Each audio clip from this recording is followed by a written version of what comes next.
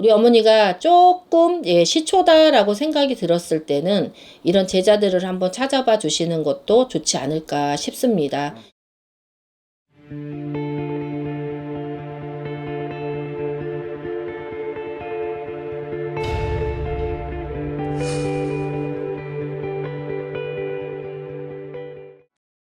유튜브 여러분 안녕하십니까? 글문도사 김문정입니다. 반갑습니다.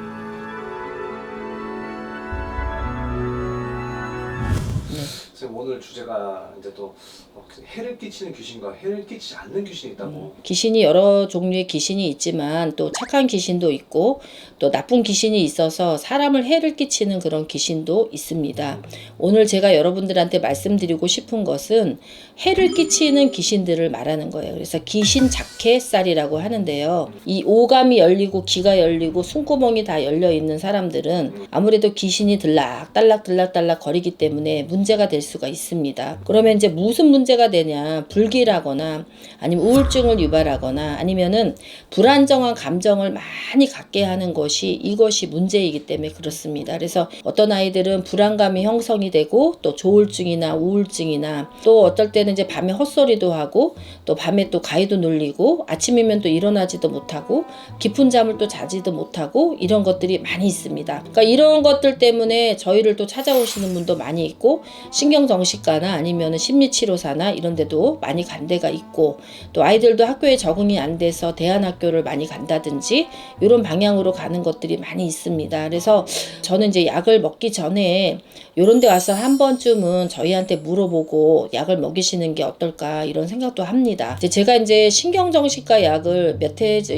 신받기 전에 한 5년간을 복용을 했습니다. 물론 이제 그때는 신병인지 모르고 불안하고 초조하고 잠을 못 자고 또 막 그냥 신경쇠약이 걸리고 그러니까 아무래도 이제 병이 그런 병이다라고 생각을 해가지고 정신과에 가서 신경정신과 약을 먹고 또 수면제를 먹고 이러면서 이제 생활을 한 적이 있습니다. 근데 우리가 그렇잖아요. 타이레놀이라는 그 약을 먹게 되면은 온갖 병이 없는 것처럼 스르르르 안 아픕니다. 그런데 타이레놀 하나를 먹다 보면 두 알을 먹게 되고 두 알 먹으면 세 알을 먹어야 되고 이래서 초등학교 한 6학년 4학년 이런 아이들이 막 그런 약을 먹고 중학교 가서도 막 세 알 네 알씩 먹고 우리 학교 생활 적응이 안 돼서 이러고 있고 이러는 거 보면은 남 같지가 않고 가슴이 굉장히 메어지고 아플 때가 많이 있어요. 그래서 물론 여기 온다고 해서 뭐 다 해결되는 것은 아니지만 그래도 우리가 이제 귀신을 가지고 노는 무당이지 않습니까? 그러니까 이제 여기 오셔서 어떤 진단을 좀 이렇게 받아보고 얘기도 들어보고 상담도 해보고 해결 방법은 여러 가지가 있습니다. 뭐 1단계, 2단계, 3단계 이렇게 있지만 간단한 거 같은 경우에는 우리가 그냥 뭐 소금이나 아니면 부정 푸는 것도